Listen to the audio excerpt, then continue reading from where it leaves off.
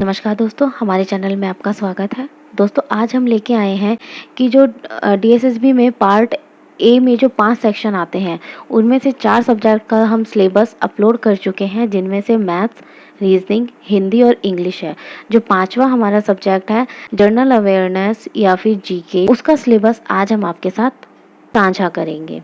जो जीके का पोर्शन आता है वो आप सबको पता है 20 मार्क्स का आता है और उसमें कितने 20 ही क्वेश्चन होते हैं।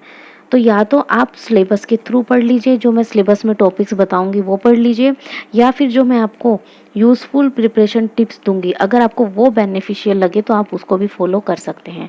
तो आइए एक बार थोड़ा सा इनको जान लेते हैं ये क्या है, फिर हम उसके बाद आगे बढ़ते हैं। देखिए दोस्तों, जो मैं आपको बताने वाली थी जीके और जनरल अवेयरनेस का सिलेबस, तो जो हम सिलेबस के थ्रू हम जो पढ़ते हैं, यानी हमारे पास सिलेबस होता है, उसमें टॉपिक्स होते हैं, सब्जेक्ट होते हैं, उनके अकॉर्डिंग हम पढ़ते हैं, उसको हम कहते हैं ट्रेडिशनल मेथड।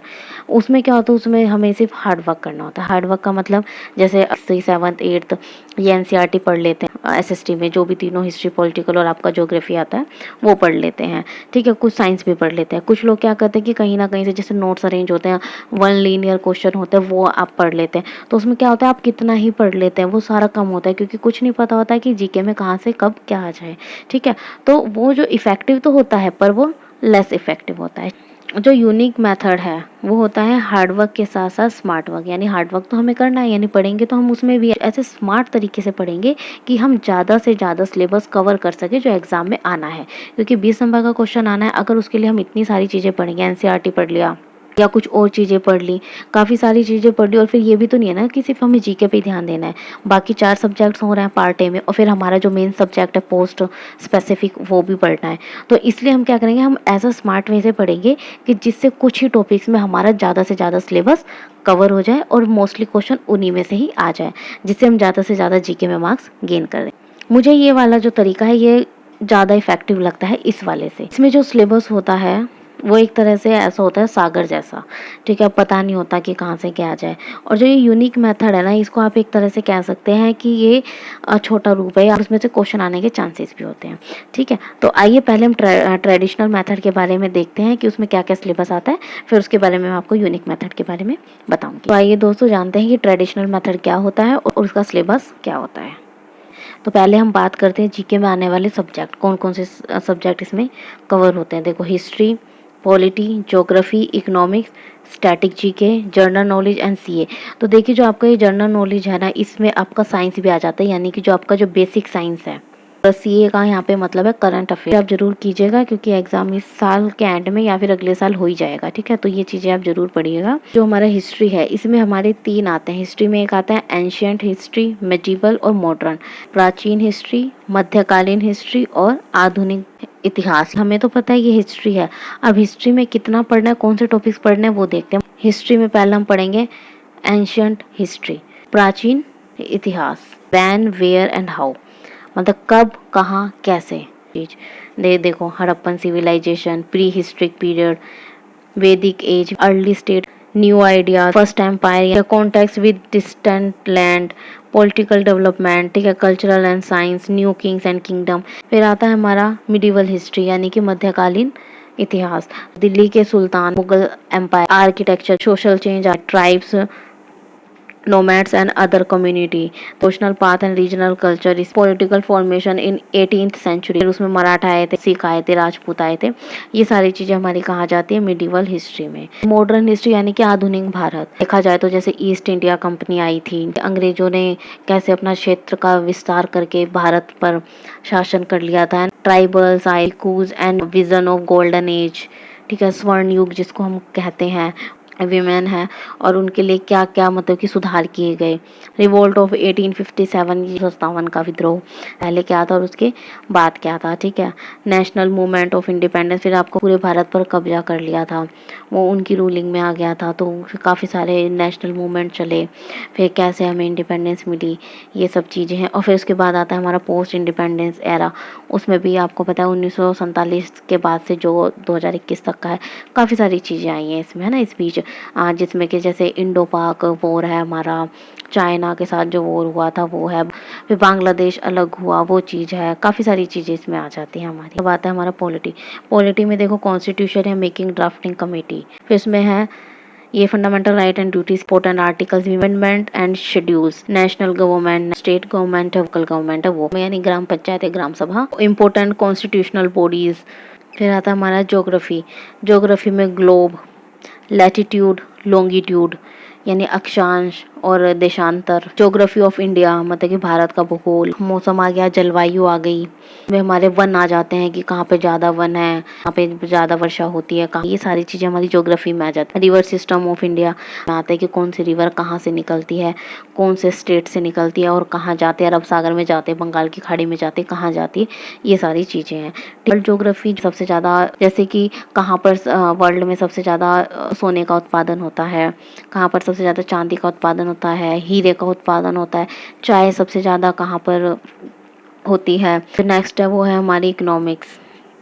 इकोनॉमिक्स में आप 9th-10th के अगर आप इकोनॉमिक्स पढ़ लेते हैं तो वो भी काफ़ी ठीक है। अब हम बात करते हैं स्टैटिक जीके में क्या आता है। Cultural heritage of India, important जो अवार्ड्स हैं, जैसे हाईएस्ट सिविलियन अवार्ड यानी कि जो सर्वोच्च नागरिक सम्मान है वो कौन सा होता है। आप ये भी पढ़ लीजिएगा कि ये सारे अवार्ड्स उस साल किस किस को मिले हैं, यानी आप 2020 के, 21 के, क्योंकि ये आपका करंट अफेयर का क्वेश्चन बन जाएगा। इंपॉर्टेंट डे एंड डेट्स में जैसे आपका साइंस डे आ जाता है, पाई डे आ जाता है, मैथमेटिक्स डे आ जाता है।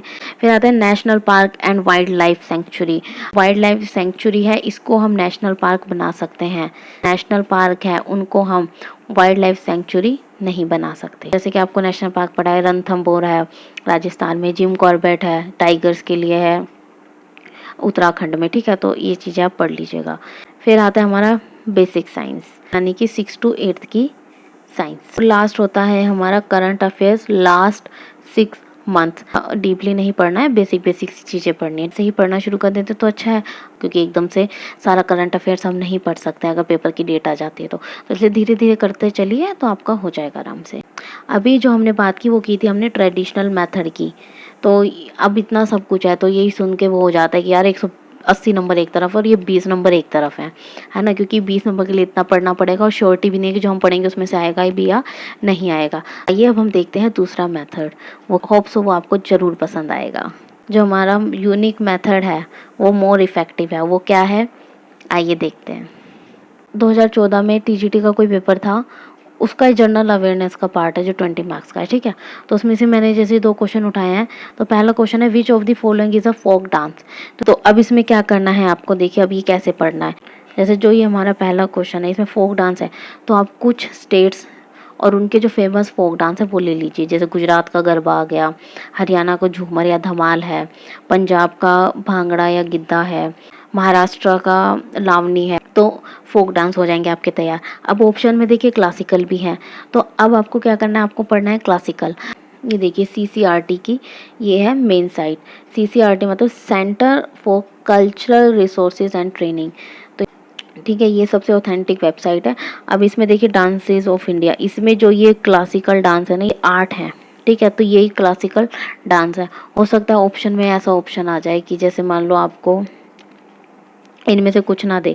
काफ़ी जगह मैंने जो ये सात्रिया है ये नहीं दिया होता है, शायद इसके बारे में भी बहुत कम लोगों ने सुना होता है। तो ये मान लो ये ऑप्शन में दे दे और बाकी 3 फोक डांस दे दें और कहेंगे कि इनमें से क्लासिकल डांस आप छाटिए, तो अब आप फोक डांस में से छाटो। आप सोचिए कि सात्रिया ये क्या है, ये क्लासिकल डांस तो नहीं है। क्लासिकल डांस तो मेन हमने आपको पता ही है, ये सारे हमने सुने हुए हैं पर ये हमने नहीं सुना हुआ, ठीक है। जो सात्रिया है वो असम का है क्लासिकल डांस, ठीक है, मतलब असम से इसकी उत्पत्ति हुई है।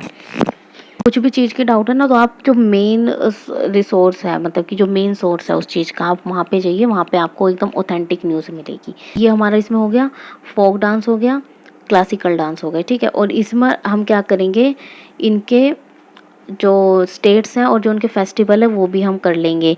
स्टेट और फेस्टिवल में जैसे असम में बिहू होता है ना, और राजस्थान में गणगौर होता है, और वेस्ट बंगाल में दुर्गा पूजा होती है। इस टाइप में ये भी हमारा इसमें कवर हो जाएगा, ठीक है। अब दूसरा देखिए, who is the current chief justice of the supreme court of India. तो ये 2014 का पेपर है। अब जो 2021 में है आप उनको देख लीजिएगा कि chief justice S J Kania है शायद। अब ठीक, इसमें आप फर्स्ट चीफ जस्टिस देख लीजिएगा, जो अब है उनको देख लीजिएगा, और इससे पहले जो थे एक बार उनको देख लीजिएगा। ये 3 आप देख लीजिएगा। आइए आगे चलते हैं। ये देखिए next question, Swami Vivekananda was associated with. अब इसमें देखिए जो ऑप्शन है ना, ऑप्शन में आप ये चारों चीज़ें देख लीजिएगा कि आर्य समाज के संस्थापक, ब्रह्म समाज के संस्थापक, रामकृष्ण मिशन के संस्थापक और प्रार्थना समाज के संस्थापक। तो जो आर्य समाज है वो हमें पता है वो दयानंद सरस्वती जी का था। ब्रह्म समाज हमारा राजा राम मोहन राय जी का था। प्रार्थना समाज हमारा आत्माराम पांडुरंग जी का, और जो गोविंद रानाडे थे उनका था। ठीक, तो जो हमारे स्वामी विवेकानंद जी है वो हमारे रामकृष्ण मिशन से एसोसिएटेड थे। क्यों? क्योंकि जो स्वामी विवेकानंद जी हैं उनके जो गुरु थे वो कौन थे? रामकृष्ण परमहंस। ठीक है, इस चीज़ को ऐसे एसोसिएट करके आप याद रखिएगा। जो प्रीवियस ईयर के क्वेश्चन पेपर है उन्हीं को ही उठाएंगे और उनमें से जो क्वेश्चन पूछे गए हैं उन्हीं टॉपिक्स को हम करते जाएंगे। ठीक है, जैसे अब इसमें पूछ लिया तो हमारे जो ऑप्शन में पूछे गए हैं वो भी हम टॉपिक कवर कर लेंगे और जो वैसे पूछे गए वो भी हम कवर कर लेंगे। तो इससे हमें पता चल जाएगा हमें क्या क्या कवर करना है, बजाय उसके कि हमें पता ही नहीं और हम पढ़ते ही जा रहे हैं। तो वो चीज़ इतनी इफेक्टिव नहीं होगी जितनी ये चीज़ इफेक्टिव होगी। सांख्य प्राचीन भारत के 6 दार्शनिक धाराएं यानी कि जो फिलोसफिकल स्कूल है हमारे 6, उनमें से एक है। उनके प्रतिपादक यानी कि उनके फाउंडर बताइए। जो 6 फिलोसफिकल स्कूल है हमारे, एक है हमारा न्याय, योग, सांख्य, वेदांत, मीमांसा और एक और है वो मुझे याद नहीं आ रहा है अभी। ठीक है, तो जो न्याय था वो गौतम मुनि ने दिया था, योग था वो पतंजलि ने दिया था। और योग और पतंजलि का आप ऐसे याद कर सकते हैं जैसे जो स्वामी रामदेव है तो उनका आपको पता है उनका स्टोर का नाम ही पतंजलि है। ठीक है, तो उस चीज़ से आप एसोसिएट करके याद कर सकते हैं।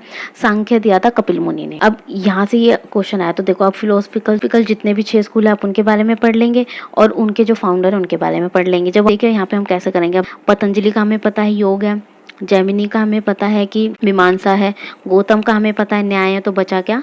कपिल। तो आप एलिमिनेशन मेथड से भी आंसर आप निकाल सकते हैं। ये चीज़ें पढ़ लीजिए, क्वेश्चन घुमा फिरा के वैसे ही आते हैं, उसी टॉपिक से रिलेटेड आते हैं।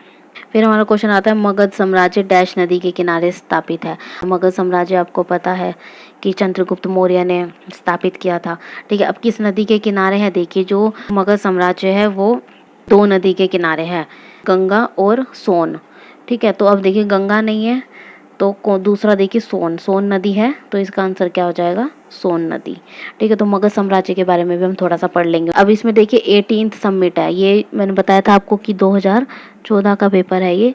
ठीक है, तो अब इसमें 18th समिट पूछा है सार्क। तो जो सार्क है उसकी फुल फॉर्म पढ़ लीजिएगा कि south Asian association of regional corporation, ये शायद। तो एक बार आप चेक कर लीजिएगा। ठीक, सार्क में कौन कौन से देश आते हैं वो आप देख लीजिएगा। अभी जो 19th या 20th जो भी चल रहा है आप उसके बारे में देख लीजिएगा कि वो कहाँ हुआ है। ठीक है, और नेक्स्ट वाला कहाँ होगा इस चीज़ के बारे में आप देख लीजिएगा। ये जब मैं आपको वो ट्रेडिशनल वे पढ़ा रही थी, जब मैंने आपको बताया था अवार्ड्स के बारे में, तो देखिए अवार्ड्स के बारे में भी क्वेश्चन आ गए। जो हाईएस्ट कैलेंडरी अवार्ड, तो जैसे ये हाईएस्ट कैलेंडरी अवार्ड आ गए, हाईएस्ट सिविलियन अवार्ड आ गए, और साहित्य में जो सबसे हाईएस्ट अवार्ड है वो है नोबेल प्राइजेस हैं, ये है। तो वो चीज़ें उनके अवार्ड्स के नाम हमें पता होने चाहिए और करंट ईयर में वो किन को मिले वो भी चीज़ हमें पता होनी चाहिए। ये जो हाईएस्ट कैलेंडरी अवार्ड है वो कौन सा है? हमारा परमवीर चक्र। हम हाईएस्ट ये गैलेंट्री अवार्ड है यानी बहादुरी का है ये। ऐसे ही हम हाईएस्ट सिविलियन अवार्ड की बात करें तो कौन सा? हमारा भारत रत्न। ठीक है, यानी कि उनको पद्म अवार्ड भी क्या देते हैं, तो उसमें जो सबसे हाईएस्ट है वो कौन सा है? भारत रत्न। नेक्स्ट आता है हमारा दुरंत कप। ठीक है, जो हमारा दुरंत कप है ये किस खेल से एसोसिएट है? तो 4 ऑप्शन है, क्रिकेट, फुटबॉल, हॉकी और वॉलीबॉल, ये 4 ऑप्शन है। तो इन चारों से रिलेटेड पढ़ लीजिए पहले तो। क्रिकेट में कौन कौन से कप होते हैं, फुटबॉल का पढ़ लीजिए, हॉकी का पढ़ लीजिए और वॉलीबॉल का पढ़ लीजिए। और जो हमारा दुरंत कप है फुटबॉल से। तो अब आप मुझे बताइए कि ऐसे पढ़ना ज़्यादा इजी है या फिर वो सारा सिलेबस पढ़ना ज़्यादा इजी है? आई थिंक ये पढ़ना ज़्यादा इजी है ना। जैसे एक क्वेश्चन ले लिया उससे रिलेटेड या उसके ऑप्शन से रिलेटेड जितनी भी चीज़ें हैं आप उनको पढ़ सकते हैं। तो मेरे हिसाब से ऐसे क्वेश्चन उठा के प्रीवियस ईयर के ये पढ़ना ज़्यादा आसान है।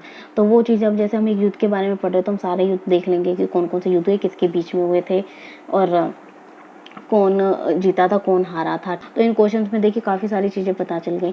तो आप पढ़ने का ऐसा तरीका रखिए जो क्वेश्चन है ना वो भी आप देखिए और जो ऑप्शन है उससे रिलेटेड वो भी देखिए, ताकि जो ऑप्शन उससे रिलेटेड है उनके बारे में भी आपको जानकारी हो और जो क्वेश्चन है उसके बारे में भी आपको जानकारी हो।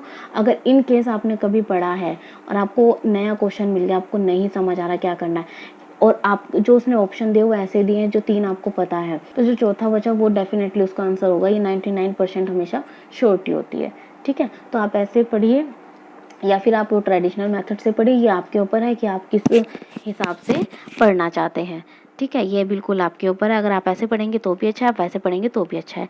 ये जो ट्रिक है ये मैंने इसलिए आपके साथ साझा की, जीके बहुत वास्ट होता है, चीज़ मुझे काफ़ी यूज़फुल लगी और इसलिए मैं आपको वीडियो के माध्यम से ये पहुँचाना चाहती हूँ ताकि आपका इसमें फ़ायदा हो। और 3 की जगह हिंदी, मैथ्स, रीजनिंग और इंग्लिश के अलावा आपका जीके भी एक स्ट्रॉन्ग पॉइंट बन जाए। कि मैं चाहती हूँ कि ज़्यादा से ज़्यादा नंबर आप इसमें गेन करें और जितने ज़्यादा नंबर आप लेंगे उतने ज़्यादा आपके मेरिट में आने के चांस बढ़ जाते हैं। तो दोस्तों आज हमने बात की ट्रेडिशनल मेथड के बारे में और यूनिक मेथड के बारे में। तो आप देख लीजिएगा, आपको जो भी मेरे अकॉर्डिंग मुझे यूनिक जो मेथड है जो मैंने बताया वो मुझे ज़्यादा इफेक्टिव लगता है। अगर आपके अकॉर्डिंग ट्रेडिशनल मेथड अच्छा है तो वो भी अच्छा है। मेन मकसद हमारा सिर्फ पेपर क्लियर करना है और हमें जॉब पर लगना है। थैंक यू दोस्तों वीडियो को देखने के लिए। पसंद आई तो लाइक कीजिएगा, कमेंट कीजिएगा, शेयर कीजिएगा और चैनल को सब्सक्राइब कीजिएगा ताकि आपको आने वाली वीडियोस की अपडेट मिल जाए। ऑल द बेस्ट दोस्तों। हार्ड वर्क के साथ साथ स्मार्ट वर्क भी कीजिएगा। All the best.